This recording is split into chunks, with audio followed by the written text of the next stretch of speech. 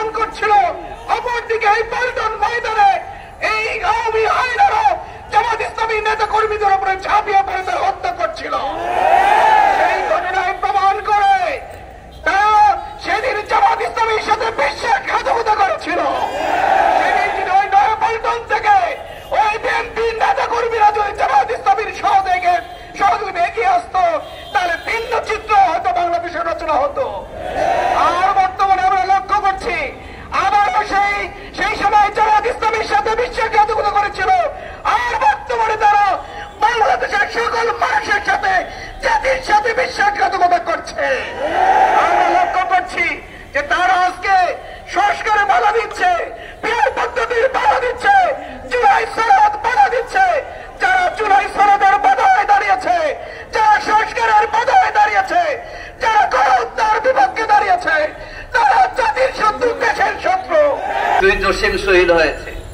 এক জসিম নিজে তার বক্তব্যের সময় গুলিবিদ্ধ হয়ে শহীদ হয়েছে, আর এক জসিমকে হত্যা করে নর্দন কীর্তন করা হয়েছে প্রিটম হোটেলের সামনে। সংগ্রামী ভাইরা, 2006 সালে 28 অক্টোবর যে নৃশংস তাণ্ডব ফেসিবাদের উদ্ভূত হয়েছিল, 2024 সালের 5 আগস্ট পর্যন্ত শেখ হাসিনা 18 বছর সেই ফেসিবাদের নেতৃত্ব দিয়ে ভারত পালিয়ে গিয়েছে। আজকে আমাদের জন্য আনন্দের বিষয় হচ্ছে মাওলানা নিজামী সহ আমাদের অনেক নেতারা আল্লাহ তাআলার মেহমান হয়েছেন। এই বাইতুল মুকাররম আছে, আল্লাহ আমাদেরকে বাঁচিয়ে রেখেছেন। আমরা এখানে এসে কথা বলছি, শেখ হাসিনা এখন বাংলাদেশে নেই। আমরা আজকে দাবি তুলতে চাই, 28 অক্টোবরের খুনিদের বিচার কেন হলো না? 28 অক্টোবর শুধু শেখ হাসিনা লগি বইটার নির্দেশ দেয় নাই, শেখ হাসিনা সহ রাশেদ খান মেনন, হাসানুল হক, 14 দলের সকল নেতারা এই খুনের সাথে জড়িত। আসুন খুনিদের বিচারের দাবিতে আমরা আবারও রাজপথের দাবি তুলি এবং শেখ হাসিনার বিচার শুরু হয়েছে। 28 অক্টোবরের লগি বইটার যে নির্দেশ তিনি দিয়েছিলেন, যতরুণ 6 জন বাইতুল মুকাররমে সারা দেশে 14 জন জামাত শিবিরের নেতা কর্মী খুন হয়েছে। এই বিচারের জন্যই আমরা ঐক্যবদ্ধভাবে সংগ্রাম চালিয়ে যাব। ক্ষমতা হস্তান্তরের দিন সিদ্ধান্ত ছিল বিএনপি তাদের অফিসের সামনে, আর জামাত উত্তর গেটে জনসমাবেশ করে আমাদের নেতৃবৃন্দ বঙ্গভবনে 4 দলীয় জোট সরকারের ক্ষমতা হস্তান্তর করে আসবেন। কিন্তু আপনারা জানেন, তার 2 দিন আগেই পল্টন ময়দানে শেখ হাসিনা সারা বাংলাদেশ থেকে লগি বৈঠা নিয়ে তাদের সন্ত্রাসী বাহিনীকে ঢাকায় আসার জন্য আহ্বান জানায়। এটা বোঝার খুব বুদ্ধিমান বা খুব দৃঢ়তা বোঝার জন্য খুব জ্ঞানের প্রয়োজন হয় না। ঢাকা মহানগরীতে তো নৌকো চলে না, এখানে লগি বৈঠা নিয়ে আসার আহ্বান জানালেন কেন? এই আহ্বানের মধ্য দিয়েই হত্যাকাণ্ডের গন্ধ পাওয়া যায় এবং সে তার নির্দেশ অনুযায়ী তারা ঢাকা মহানগরীতে রাজধানীতে এসে সারা দেশ থেকে লগি বৈঠা এবং আগ্নেয়াস্ত্র নিয়ে জড়ো হয়।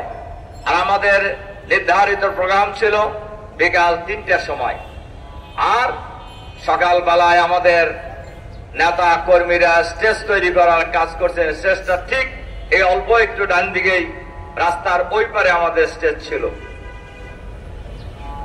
দেখা গেল স্টেজ তৈরি করার সময় আমাদের অপ্রস্তুত নেতা কর্মীদের উপর তারা হায়নার মতো ঝাঁপায় পড়ে এবং আমাদের লোকেরা বুঝে ওঠার পূর্বেই তারা কিন্তু আমাদের 6 জন ভাইকে নৃশংসভাবে হত্যা করে, অসংখ্য ভাইকে আহত করে।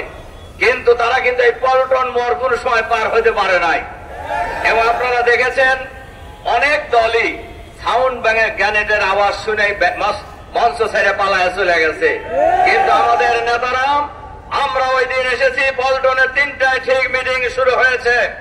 আমাদের নেতা আমিরে জামাত, তখনও তিনি মন্ত্রী ছিলেন, মাওলানা মতিউর রহমান নিজামী ঐতিহাসিক ভাষণ দান করেন সেই সমাবেশে। মোহর মোহর গলি বোমার আওয়াজ। এর মধ্যেই আমাদের নেতা কর্মীরা মানব প্রাচীর রচনা করে আমাদের এই মিটিংকে সফল করেছিলেন। আমাদের নেতা আমিরে জামাত মাওলানা মতিউর রহমান নিজামী ওনার স্বভাব সুলভ ধীরস্থির কণ্ঠে ঐতিহাসিক ভাষণ প্রদান করে আমরা নরমালি মিটিং শেষ করেছিলাম। এই হত্যাকাণ্ডের পরে শেখ হাসিনা সহ রাশেদ খান মেনন ইনু সহ 14 দলীয় জোটের নেতাদের সহ নেতা কর্মী সহ মামলা দায়ের করা হয়েছিল। সে মামলায় চার্জশিট হয়েছিল। অদৃশ্য শক্তির ইশারায় অধিকতর তদন্তের কথা বলে সেই চার্জশিট সেদিন সরায় নেওয়া হয়েছিল। এরপরে ক্ষমতা এসে এই মামলা প্রত্যাহার করা হয়েছে। আমরা অন্তর্বর্তীকালীন সরকারের কাছে আমরা আহ্বান জানাতে চাই, অবিলম্বে সেই মামলা পুনরুজ্জীবিত করা হোক। যারা এখনো বাইরে আছেন, দেশের বাইরে আছেন, তাদেরকে গ্রেপ্তার করে কারাগারে আটক করা হোক। অবিলম্বে বিচার করে শেখ হাসিনা সহ সুনির্দিষ্ট অভিযোগের যাদের বিরুদ্ধে চার্জশিট দাখিল করা হয়েছিল এই আসামিদেরকে ফাঁসির দণ্ড দেওয়া হোক। ভাই এবং বন্ধুগণ, শেখ হাসিনা এত অপরাধ করেছে, এত হত্যাকাণ্ডের সাথে জড়িত, 28 অক্টোবর পল্টন হত্যাকাণ্ডের সাথে জড়িত, শাপলা চত্বরের হত্যাকাণ্ডের সাথে জড়িত, বিডিআর হত্যাকাণ্ডের সাথে জড়িত, জুলাই বিপ্লবে গণহত্যার সাথে জড়িত। একবার নয় 2000 বার ফাঁসি দিলেও তার ফাঁসি শেষ হবে না।